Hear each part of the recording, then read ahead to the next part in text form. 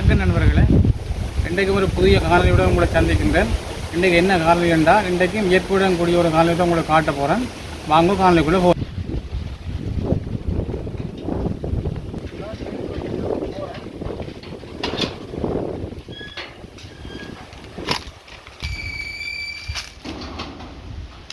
பார்த்தீங்கன்னா இது வந்து ஜம்பு நாவல். ஜம்பு நாவலை பார்த்தீங்கன்னா பாருங்கள் எப்படி வளர்ந்துருக்குன்னு. நல்லா மாட்டு சாணம், அதாவது மாட்டு உரம் போட்டு நல்லா தான் வளர்த்துனாங்க. நல்லா வளர்ந்துருக்குது ஜம்பு நாவல். ஆனால் இந்த ஜம்பு நாவல் இது வரைக்கும் காய்க்கல. வளர்த்தியை பார்த்தோம் நல்லா செழித்து வளர்ந்துருக்கு. ஆனால் காய் வந்து எங்களுக்கு என்ன காரணமே தெரியல. நாங்கள் நல்லா தான் இந்த ஜம்பு நாவலை வளர்க்குறோம். இதை பார்த்தீங்கன்னா இது ஒரு ஜம்பு நாவல். அடுத்தது பாருங்கள், இங்கே இது 2 ஜம்பு நாவலும் நல்லா வளர்ந்துருக்கு. காய்க்கிற மாதிரி எல்லாம் போக்கும். ஆனால் ஒரு காயும் இது வரைக்கும் இல்லை. இன்னொன்று தெரியல. பார்ப்போம், காய்க்கும் தானே என்ற ஒரு நம்பிக்கையில் நல்லபடியாக வளர்க்குறோம். பார்த்தீங்கன்னா இதெல்லாம் மாமரங்கள் தான். இதில் ஒரு மாமரம், 2 மாமரம் நிற்குதுல. 2 மாமரமும் காய்ச்சது. முதல் 2 தரம் காய்ச்சது. இப்போ இந்த தரம் வந்து காயாலும் இல்லை. மாமரம் நல்லா தான் நிற்கிது. இந்த வருஷம் காய்க்கும். இந்த வருஷம் இது காய்க்கல, அடுத்த வருஷம் காய்க்கும். நல்லா தான் நிற்கிது மாமரம். பார்த்தீங்கன்னா இது கொய்யா மரம். இங்கே பாருங்கள் கொய்யாக்காயெல்லாம் எப்படி இருக்குது. கொய்யாக்காய்ன்னு சொல்லு. இங்கே இது காய், இது கொய்யாக்காய், இது கொய்யாக்காய். இங்கே மரத்தை பாருங்கள், எல்லாம் கொய்யாக்காய். இது வந்து சின்ன கொய்யாக்காய். இந்தளவு இது வந்து பெரிய கொய்யாக்காயாக வரும். இந்த இனம் அப்படி தான். இப்போ சின்ன காயெல்லாம் கிடக்குது. பிஞ்சு எல்லாம் முத்த வேணும். முத்தினால் நல்ல டேஸ்ட், நல்ல இனிப்பான கொய்யா. சீனி கொய்யான்னு சொல்லுவாங்க. அப்படி ஒரு இனிப்பான கொய்யா இது. இப்போ தான் பிஞ்சு காய கிடக்கு. இந்த முத்த காலம் கிடக்குது. தென்னை மரத்தில் பாருங்கள் பாலை வந்துருக்குது. எல்லாம் காய் பிடிக்கல. அந்த பாலையெல்லாம் காய் பிடிக்கல. இப்போ இந்த பாலையெல்லாம் காய் பிடிக்க 1-2 இந்த சின்ன இதாக குறும்பட்டி பிடிச்சிருக்குது. இனியே தான் தெரியும் இந்த காய் நல்லா முத்தி வருதா அல்லது இதையெல்லாம் போகலான்றது தெரியாது. பார்ப்போம், முத்துதாண்ட பார்ப்போம். மழை இல்லாட்டியும் கூட இந்த மரம் வளர்ந்து காய்க்கக்கூடிய ஒரு தன்மை இருக்குது. மரத்தையே தாங்கி வளரக்கூடிய மரம் தான் இந்த பிளாத்தி. ஊரில் வந்து பிளாத்தி மரங்கள் மிகவும் குறைவு. 1-2 பேர் வீட்டில் தான் இருக்குது. மற்றபடி அந்த காட்டு பகுதிகள்லேயும் பிளாத்தி மரங்கள் இல்லை, குறைவு. அதால் நாங்கள் இந்த கண்டை வாங்கி வந்து நட்டினாங்க. இந்த கண்டு வளர்ச்சியை தாங்கக்கூடிய கண்டு. இது பெருசாக வளர்ந்தான் காய்க்கும். இப்போ சின்ன கண்டாக நிற்கிது. பெருசாக வளரவனு இதை இப்போ நிமித்தி தடியில் கட்டினா தான் நேராக வளர்ந்து போயிடும். இப்போ கீழே நிற்கிறதால கீழே தான் போகும். இந்த தடி ஒன்று நட்டு நேராக நிமித்தி கட்டினா தான் மரமாக மேலே வளரும். விளாத்தியல் வந்து இங்கே குறைவு. நாங்கள் நட்டிருக்கிறோம். பார்ப்போம், வளர்ந்து காய்க்கும் தானே. பார்த்தீங்கன்னா இது எல்லாமே மாமரம் தான். இந்த பாருங்கள், இந்த சைடில் அப்படியே பாருங்கள், எல்லாமே மாமரங்கள் தான். இங்கே பாருங்கள், எல்லாமே சிறிய இன மாமரங்கள். இங்கே முன்னுக்கு நிற்குது. எல்லாமே மாமரங்கள் தான். எல்லாம் 1-2 மாமரம் காய்ச்சது, சிலது காய்க்க இல்லை. இப்படியே பின்னுக்கு முன்னுக்கு எல்லாமே மாமரமாக தான் இருக்குது. இதுக்குள்ளே ஃபுல்லாக மாமர தோட்டம் தான்.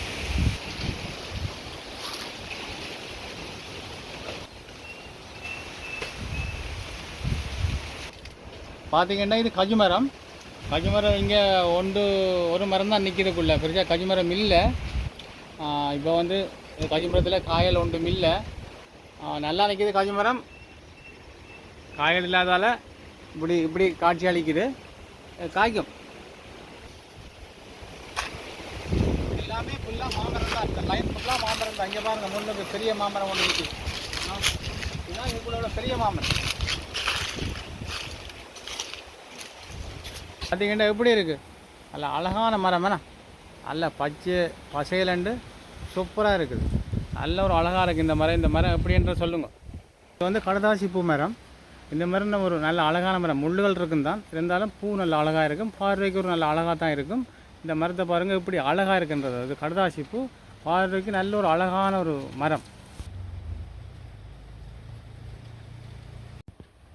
பார்த்திங்கன்னா இது மல்லிகை. மல்லிகை நல்லா வளர்ந்துருக்கு. பூக்கள் குறைவாக இருந்தாலும் மல்லிகை நல்லா வளர்ந்துருக்குது. பார்வைக்கு மல்லிகை நல்லா இருக்குது. கேர் திறந்தோடனே உடனே மல்லிகையில் பார்த்து தான் ஆக்கள் உள்ளே வர வேணும். ஒரு சந்தோஷமான மரம் மல்லிகை மரம்.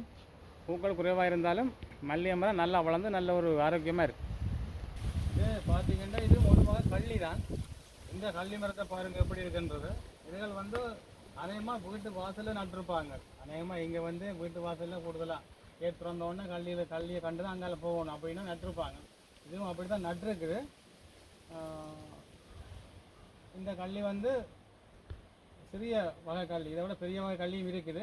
இது வந்து சிறிய வகை, அதாவது கள்ளியில் வந்து மெல்லிய கள்ளி, இதை விட பெரிய கள்ளியும் இருக்குது. இது ஒரு சிறிய வகை இனத்தை சேர்ந்தது. இதை பார்த்தீங்கன்னா இதுதான் ஊர் தேசியன்னு சொல்கிறது. இந்த தேசியை பாருங்க எப்படி காய்ச்சிருக்குன்றது. இந்த வெயில் காலத்தில் இதில் ஒரு தேசிய காயை எடுத்து கரைச்சி குடிச்சிங்கன்னு சொன்னால் உடம்பு சும்மா கூலன்று இருக்கும். தகதகாண்டு உடம்பை கூலாக வச்சுக்கொள்ளும். அப்படி ஒரு நல்ல ஒரு தேசி. அநேகமாக வெயில் காலத்தில் தேசி தான் கரைச்சி குடிப்பாங்க. இங்கே சோடாக்கள் எல்லாம் குடிக்கிறது குறைவு. தேசிக்காய் தான் கூடுதலாக குடிப்பாங்க வெயில் தாகத்துக்கு. மற்றது உடம்பு கீட்டுக்கு நல்லமென்று சொல்லி பித்தத்துக்கு நல்லமென்று சொல்லி குடிக்கிறது. ஆனால் ஊர்த்தேசி இது வந்து ஊர்த்தேசி தான் குடிக்க வேணும். கொடித்தேசி குடிக்கக்கூடாது. ஊர்த்தேசி குடிக்க பாருங்கள் எப்படி இருக்குன்றது. ஊர்த்தேசியை வாங்கி கரைச்சி குடிச்சு போட்டு அதோட சுவை எப்படி இருக்குன்னு சொல்லி சொல்லுங்க. அதோடு சேர்ந்து பாருங்கள் அங்கால ஒரு ஜம்பு நாவல் ஒன்று நிற்குது. ஜம்பு நாவலில் ஜம்பு காய்ச்சி இருக்குது. காய் எப்படி இருக்குன்ற பாருங்க. அது என்ன முத்தை இல்லை, சின்ன காய் தான் காய்ச்சி இருக்குது. அந்த காய் எப்படி இருக்குன்ற பாருங்கள். நல்லா சடைச்சி நல்லா தான் நிற்கிற மரம். காய்கள் குறைவு தான்.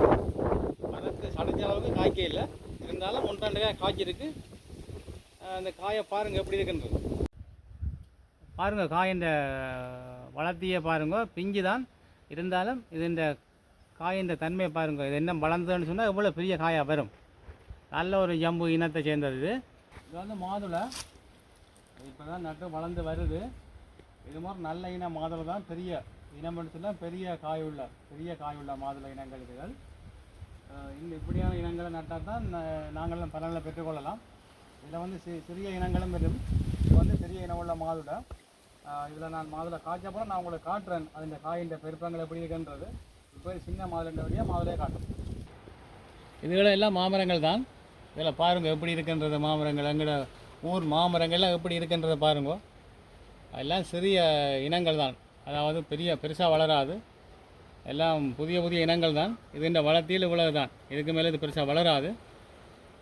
இதுகள் வளர்ந்து பெரிய மரம்னா நாங்களும் காய் பிடுங்குறது கஷ்டம் தானே. இது சின்ன ரெண்டை விட கீழே 2 நிலையிலே பிடுங்கக்கூடிய அளவுக்கு தான் காய்க்குங்கள் இந்த மரங்கள்லாம். இந்த மரங்களோட தன்மையை அப்படித்தான். எல்லாமே இந்த மரம் உண்டு, அதுக்கு பின்னால் அங்கால் அடுத்த மரங்கள் அப்படியே லைனாக நிற்கிது. சொல்லப்போனால் மாமர தோட்டம் மட்டும் தான் சொல்லணும். அந்தளவுக்கு நிற்கிது மாமரங்கள். விளையாட்டு மரங்கள், கருத்த குளமா வெள்ளை குளமா எல்லாமே கலந்து நிற்கிது. எல்லாமே சிறிய இனங்கள் தான். அதாவது மரங்கள் பெருசாக வளராது. ஆள் கீழே இருந்து பிடுங்கக்கூடிய அளவுக்கு தான் இந்த மாமர இனங்கள் இருக்குது. அப்படி தான் இது இருக்கும். குளிர்ச்சியாக நாவல் சும்மா அப்படி பறந்து பட்டு இருக்குது. கீழே 4 குடும்பம் கூட கீழே வைக்கக்கூடிய அளவுக்கு பெரிய ஒரு நாவல். அந்தளவுக்கு நிழலாயம் இருக்கும். நல்ல ஒரு குளிர்ச்சியாக நாவல் பறந்து கீழே நிற்கும் போது நல்ல ஒரு குளிர்ச்சியாக இருக்குது. அந்தளவுக்கு இந்த நாவல் சடைச்சி நாவலை நீங்கள் பாருங்கள் எப்படி இருக்குன்றது. அந்தளவுக்கு சடைச்சி வளர்ந்துருக்கு நாவல். பார்த்தீங்கன்னா நாவல் பூத்துருக்குது. இங்கே பாருங்கள் எல்லாமே ஃபுல்லாக நாவல் பூத்துருக்கு. இந்த நாவல் பூத்து காய்ச்சல்னு சொன்னால் ஃபுல்லாக நாவல் பழம். அந்தளவுக்கு இந்த மரத்துலேயே நிறைய நாவல் பழம் பிடுங்கலாம். அவ்வளோ ஒரு பெரிய ஒரு மரம் வண்டி இது. மரத்தை நீங்கள் பார்க்குறீங்க பாருங்கள். சுற்றி அப்படியே இருக்குது மரம். இந்த பக்கத்தில் சுற்றி அப்படி வந்து பெரிய ஒரு ராட்சத விருட்சம் தான் இது. பெரிய மரம், சின்ன மரம் கிடையாது. அந்த சின்ன மரம் பண்ணைகளில் சின்னதாக காட்டி இங்கே பாருங்கள். ஒரு குடும்பத்தையே தாங்கக்கூடிய அந்த அளவுக்கு அவ்வளோ பெரிய மரம் தான் இந்த மரம்.